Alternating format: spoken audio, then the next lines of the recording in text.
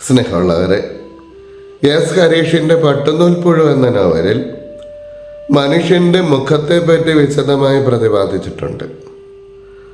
ഒരു മനുഷ്യൻ്റെ മുഖമെന്നുള്ളത് ഒരു ശരീരത്തിൻ്റെ ഭാഗമോ അല്ലെങ്കിൽ കുറച്ച് അവയവങ്ങൾ ഒരുമിച്ച് ചേരുന്ന ഇടമോ അല്ല, ഒരാളുടെ വ്യക്തിത്വത്തിൻ്റെ തന്നെ പ്രകാശനമായിട്ടാണ് അടയാളപ്പെടുത്തപ്പെടുന്നത്.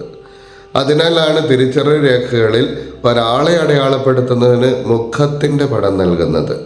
മുഖമടിച്ചുള്ള അടി എന്നുള്ളതൊരു ഭാഷാപ്രയോഗം മാത്രമല്ല, ഒരിക്കലും പിന്നീട് എഴുന്നേൽക്കാൻ വയ്യാത്ത തരത്തിൽ തികഞ്ഞ അപമാനഭാരത്താൽ പരാജയത്തിലേക്ക് തള്ളിവിടുന്നതിനെയാണ്. ഇമ്മാനുവൽ ലെവിനാസിൻ്റെ ഫേസ് ഓഫ് ദ അതർ, അപരൻ്റെ മുഖം എന്നുള്ള ഒരു ചിന്തയുണ്ട്.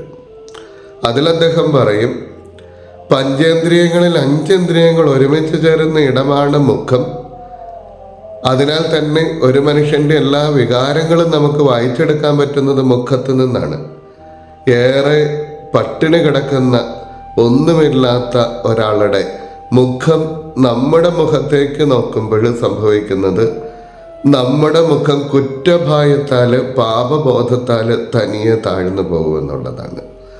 നമ്മുടെ മുൻപിൽ ഏറെ നാൾ പട്ടിണി കിടന്ന ഒരു മനുഷ്യൻ കൈ നീട്ടുമ്പോൾ അവൻ്റെ മുഖത്തേക്ക് നമുക്ക് നോക്കാൻ പറ്റാത്തതിൻ്റെ കാരണം അദ്ദേഹം പറയും, അവൻ്റെ മുഖത്ത് നിന്ന് വരുന്ന ഒരേ ഒരു വാക്ക് ഇതുവരെയും ലോകത്തിൽ എഴുതപ്പെട്ടിരിക്കുന്ന മുഴുവൻ പുസ്തകങ്ങളിലെയും മുഴുവൻ വാക്കുകളെക്കാളും ശക്തിയുള്ളതാണ് എന്നുള്ളത് കൊണ്ടാണ്. വികാരങ്ങൾ നമ്മൾ വായിച്ചെടുക്കുന്നത് മുഖത്ത് നിന്നാണല്ലോ. പ്രത്യേകിച്ചും സഹതാപത്തിൻ്റെ വികാരങ്ങൾ, അനുകമ്പയുടെ വികാരങ്ങളൊക്കെയും ഒരാളുടെ മുഖത്ത് നോക്കിയിട്ടാണ് നമുക്ക് അനുകമ്പ തോന്നുന്നത്. ഫ്രാൻസിസ് മാർപ്പാപ്പ ഇടയ്ക്കിടയ്ക്കൊക്കെ പറയും, ദൈവത്തിൻ്റെ മുഖം കരുണയാണ്. അതോടൊപ്പം തന്നെ അദ്ദേഹം പറയും, ദൈവത്തിൻ്റെ ഭാഷ അനുകമ്പയാണ്. ദൈവത്തിൻ്റെ ഭാഷ യേശു സംസാരിച്ച ഭാഷയാണ്. യേശുവിന് കണ്ണിൽ കണ്ടവരോടൊക്കെ അനുകമ്പ തോന്നി. അനുകമ്പ സഹതാപമല്ല, സഹതാപത്തിനുപരിയായിട്ടുള്ളതാണ്.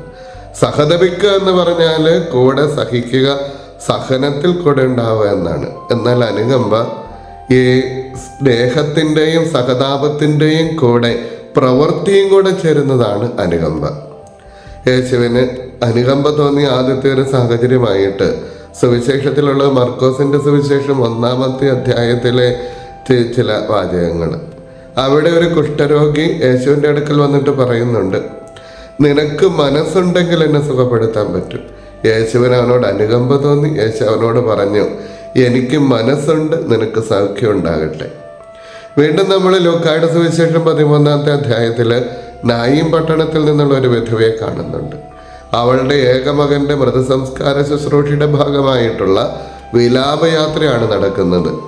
അവിടെ ഈ അമ്മയെ കണ്ടിട്ട് യേശുവിന് അനുകമ്പ തോന്നി. യേശു അവളോട് പറയാണ്, കരയണ്ട. കരയണ്ട എന്ന് പറയുക മാത്രമല്ല, ആ മൃതദേഹത്തിൽ അവൻ സ്പർശിക്കുകയും യുവാവ് എഴുന്നേറ്റിരിക്കുകയും ചെയ്തു. യേശു അവളെ തന്നെ അവൻ്റെ അമ്മയ്ക്ക് ഏൽപ്പിച്ചു കൊടുത്തു എന്ന് നമ്മൾ വായിക്കുന്നത്. 3-ാമത്തെ സന്ദർഭം അതിനേക്കാൾ പ്രധാനപ്പെട്ടതാണ്. മർക്കാസിൻ്റെ സുവിശേഷം 8-ാം അധ്യായം 1 മുതലുള്ള തിരുവചനങ്ങൾ. യേശു തൻ്റെ ശിഷ്യന്മാരോട് പറഞ്ഞു, ഈ ജനക്കൂട്ടം 3 ദിവസമായി എൻ്റെ കൂട്ടത്തിലാണ്. ഇവർക്ക് വിശക്കുന്നുണ്ട്. ഇവരെ ഇതുപോലെ പറഞ്ഞയച്ചു കഴിഞ്ഞാൽ ഇവർ വഴിയിൽ തളർന്നു പോകും. ദൂരെ നിന്ന് വന്ന ആളുകളുമുണ്ട്. അതുകൊണ്ട് ഇവർക്ക് ഭക്ഷണം കൊടുക്കണം. ശിഷ്യന്മാർ എവിടെ നിന്ന് ഭക്ഷണം കൊടുക്കും? അവർ നിസ്സഹായരായി. യേശു അവിടെയാണ് 5 അപ്പം കൊണ്ട് 5000 പേർക്ക് കൊടുത്ത് അവർക്ക് അവരുടെ വിശപ്പ് അകറ്റിക്കളയുന്നത്. അവിടെ ഉപയോഗിച്ചിരിക്കുന്ന വാക്ക് അനുകമ്പ എന്നുള്ളതാണ്. യേശുവിന് അവരോട് അനുകമ്പ തോന്നി. ഈ 3 സാഹചര്യങ്ങളിലും യേശു തന്നെ അവരോടുള്ള അനുകമ്പയ്ക്കനുസരിച്ച് പ്രവൃത്തിയിലൂടെ അവരുടെ സാഹചര്യത്തിന് മാറ്റം വരുത്തുന്നുണ്ട്. എന്നാൽ ഇന്നത്തെ സുവിശേഷത്തിൽ 9-ാമത്തെ അധ്യായം മത്തായിയുടെ സുവിശേഷം 36-ാമത്തെ വാചകത്തിൽ യേശുവിന് അവരോട് അനുകമ്പ തോന്നുന്നുണ്ട്. അവരോട് അനുകമ്പ തോന്നാനുള്ള കാരണം, അവൻ നഗരങ്ങൾ മുഴുവനും ഗ്രാമങ്ങൾ തോറുമൊക്കെ അവൻ ചുറ്റി സഞ്ചരിച്ചു. അപ്പോൾ അവന് മനസ്സിലായി ആ ജനത്തിൻ്റെ അവസ്ഥ. അവര് ഇടയനില്ലാത്ത ആടുകളെ പോലെ നിസ്സഹായരും പരിഭ്രാന്തരുമായിരുന്നു. ഇടയനില്ലാത്ത ആടുകൾ എത്തുമാത്രം അരക്ഷിതാവസ്ഥ അനുഭവിക്കുന്നവർ. യേശു എന്നിട്ട് അവരോട് പറയുക, വിളവിൻ്റെ നാഥനോട് വിളഭൂമിയിലേക്ക് വേലക്കാരയക്കാൻ പ്രാർത്ഥിക്കണം. അവരുടെ ഇടയിൽ നേതാക്കന്മാരില്ലാഞ്ഞിട്ടായിരുന്നില്ല, ഇടയന്മാരില്ലാഞ്ഞിട്ടായിരുന്നില്ല. ഒരുപാട് പുരോഹിതന്മാരുണ്ടായിരുന്നു, ലക്ഷക്കണക്കിന് പുരോഹിതർ. അതോടൊപ്പം തന്നെ അവരുടെ ഇടയിൽ പ്രവാചകന്മാർ പുരോഹിതന്മാരെക്കാളൊക്കെ ഒരുപാട് മടങ്ങുണ്ടായിരുന്നു. അതും മാത്രമല്ല, ഭരണകർത്താക്കൾ രാജകീയമായ പദവി വഹിക്കുന്നവരുണ്ടായിരുന്നു, ന്യായാധിപന്മാരുണ്ടായിരുന്നു. ഇവരെല്ലാവരും ഭരിച്ചിരുന്നതും ന്യായം വിധിച്ചിരുന്നതും പുരോഹിത ശുശ്രൂഷ ചെയ്തിരുന്നതും പ്രവാചക വേല ചെയ്തിരുന്നതും ഒക്കെ ദൈവത്തിൻ്റെ കൽപ്പനകൾ അടിസ്ഥാനമാക്കിയിട്ടായിരുന്നു. ദൈവകൽപ്പനകൾ രാജ്യത്തിൻ്റെ നിയമങ്ങളാകുന്ന രാജ്യത്ത് അവർ ജീവിച്ചത്. ദൈവം വലിയ ഇടയനാണെന്ന് അവർ വിശ്വസിച്ചിരുന്നു. അവരും ഇടയന്മാരാണ് എന്നുള്ളൊരു ചിന്തയും അവർക്കുണ്ടായിരുന്നു. എന്നിട്ടും ഈശോ അവരോട് പറയും, ഇവർ ഇടയനില്ലാത്ത ആടുകളെ പോലെ നിസ്സഹായരും പരിഭ്രാന്തരുമാണ്.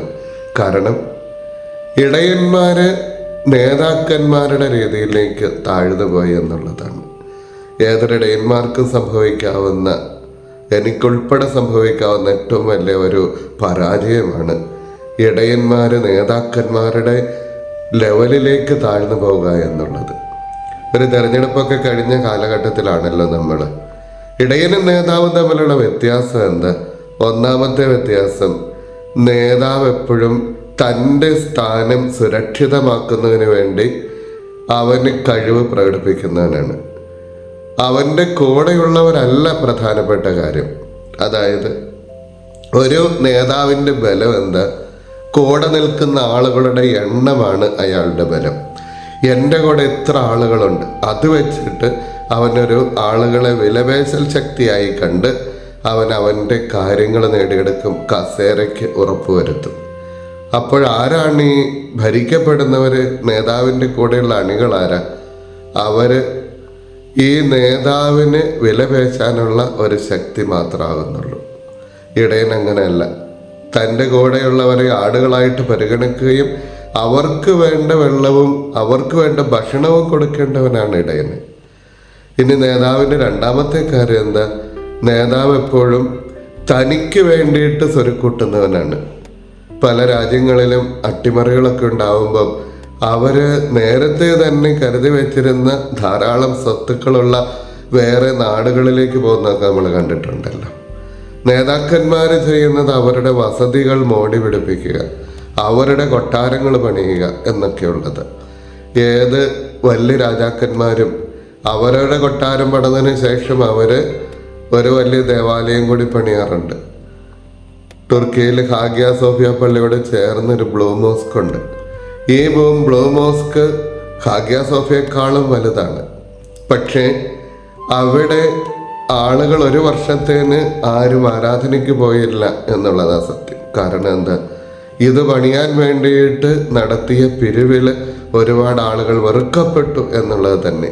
പക്ഷേ ആ ഖലീഫയ്ക്ക് അത് പണിയണമായിരുന്നു. അയാളുടെ ശക്തിയുടെ അടയാളമായിരുന്നു തൻ്റെ കൊട്ടാരത്തിൻ്റെ അപ്പുറത്തേക്ക് താൻ പണിത ദേവാലയം. അതായത് അയാളുടെ കൊട്ടാരം പണിയുന്നവനും അയാളുടെ കൊട്ടാരത്തിൻ്റെ അയാളുടെ കസേരയുടെ ബലം കൂട്ടുന്നതിന് വേണ്ടി ദേവാലയം പണിയുന്നവനുമാണ്. എന്നാൽ ഇടയൻ അങ്ങനെയല്ല. ഇടയൻ ആടുകളുടെ ആലയം പണിയുന്നവനാണ്. ഇടയനുള്ളത് എന്താ? ഇടയ കൂടാരങ്ങൾ. ഒരാളുടെ തോളിൽ വെച്ചുകൊണ്ട് കൊണ്ടുപോകാൻ പറ്റുന്ന അത്ര ഭാരമുള്ള, അത്ര ലളിതമായിട്ടുള്ളതാണ് ഇടയ കൂടാരങ്ങൾ. എന്നാൽ ആടുകൾ പോകുന്ന വഴിയിലൂടെ തന്നെ കൂടാരവും വഹിച്ചുകൊണ്ട് പോകുന്നതിനാണ് ഇപ്പറയുള്ളവർ. ഈശോ പറയും, അതുകൊണ്ട് നിങ്ങൾ ചെയ്യേണ്ടത് ആടുകൾ ചെയ്യേണ്ടത് പ്രാർത്ഥിക്കുക എന്നുള്ളത്. നല്ല ഇടയന്മാരെ ലഭിക്കാൻ വേണ്ടിയിട്ട് നിങ്ങൾ പ്രാർത്ഥിക്കണം. സങ്കീർത്തനത്തിൽ നിങ്ങൾ വായിക്കുന്നുണ്ട്, എൻ്റെ ഹൃദയത്തിനിണങ്ങിയ ഇടയന്മാരെ നിങ്ങൾക്ക് ഞാൻ തരും. നമ്മൾ പ്രാർത്ഥിക്കണമെന്ന് പറയുന്നത്, അല്ലെങ്കിൽ യേശു ആ സമയത്ത് തന്നെ കുറേ ആളുകളെ തിരഞ്ഞെടുത്തിട്ട് ഇടയന്മാരായി നിയോഗിച്ച ആളുകളുടെ ഇടയിലേക്ക് അയക്കുകയല്ല ചെയ്തത്. കാരണം ദൈവം ആണ് ഈ ആടുകളുടെ ഉടമസ്ഥൻ. ദൈവം തന്നെയാണ് ഇടയൻ്റെ ഉടമസ്ഥൻ. അതായത് ദൈവം, ഇടയൻ, ആടുകൾ, ഈ മൂന്ന് കൂട്ടരും തമ്മിലുള്ള വലിയൊരു കെമിസ്ട്രി ഉണ്ട്. ഈ മൂന്ന് കൂട്ടരും തമ്മിലൊരു ബന്ധമുണ്ട്. അതാണ് ഈ സമൂഹത്തെ നിലനിർത്തേണ്ടത്, സഭയെ നിലനിർത്തേണ്ടത്. അതിനാൽ പ്രിയമുള്ളവരെ, ദൈവത്തോട് ബന്ധമുള്ള ആടുകളോട് ബന്ധമുള്ള ഇടയന്മാരും, ഇടയനോട് ബന്ധമുള്ള ദൈവത്തോട് ബന്ധമുള്ള ആടുകളും, നമ്മുടെ ഇടയൻ്റെയും ആടുകളുടെയും കണ്ണുനീര് കാണുന്ന ദൈവ സന്നദ്ധിയിലേക്ക് നമ്മുടെ പ്രാർത്ഥനകൾ ഉയരാവുന്ന തരത്തിൽ നമ്മുടെ സ്വന്തമാണ് ദൈവം എന്ന് വിചാരമുള്ള അങ്ങനെയുള്ള ഒരു സഭാ സമൂഹം ഇതുണ്ടാകുന്നതിനായിട്ട് നമുക്ക് പ്രാർത്ഥിക്കാം. ദൈവം നമ്മളെല്ലാവരെയും അനുഗ്രഹിക്കട്ടെ. ഡിജിറ്റൽ യുഗത്തിലെ സുവിശേഷ പ്രഘോഷണത്തിനും വചന പഠനത്തിനുമായി വചനവയൽ ഒരുക്കുന്ന ആപ്പ് ബിബ്ലിയ. www.biblia.in എന്ന സൈറ്റിലും പ്ലേ സ്റ്റോറിലും ബിബ്ലിയ ആപ്പ് ലഭിക്കുന്നതാണ്. ഉൽപ്പത്തി മുതൽ വെളിപാട് വരെ ഇംഗ്ലീഷിലും മലയാളത്തിലും ഒരു വർഷം കൊണ്ട് ബൈബിൾ മുഴുവനും വായിക്കുവാൻ സഹായിക്കുന്ന ബൈബിൾ നഴ്സറി, സഭയെ അടുത്തറിയുവാനുള്ള സഭാ കളരി, വിഷയാധിഷ്ഠിതമായി വീഡിയോകൾ ലഭിക്കുവാനും അപ്ലോഡ് ചെയ്യുവാനും സഹായിക്കുന്ന വീഡിയോ ഹബ്, വീഡിയോ ബുക്ക്, 3 ലക്ഷത്തിൽ പരം ചോദ്യോത്തരങ്ങളുടെ ശേഖരമുള്ള 250-ൽ പരം ഈ ബുക്കുകളുടെ പുസ്തകശാല, ഒരേ സമയം 100 കണക്കിന് ക്വിസ് മത്സരങ്ങൾ സംഘടിപ്പിക്കുവാൻ സഹായിക്കുന്ന ക്വിസ് പ്ലാറ്റ്ഫോം ദബാർ. ഈ നവമാധ്യമ അപ്പസ്തോലേറ്റിൽ പങ്കുചേരാൻ ഇന്ന് തന്നെ ഗൂഗിൾ പ്ലേ സ്റ്റോറിൽ നിന്നും ബിബ്ലിയ ആപ്പ് ഡൗൺലോഡ് ചെയ്യുക.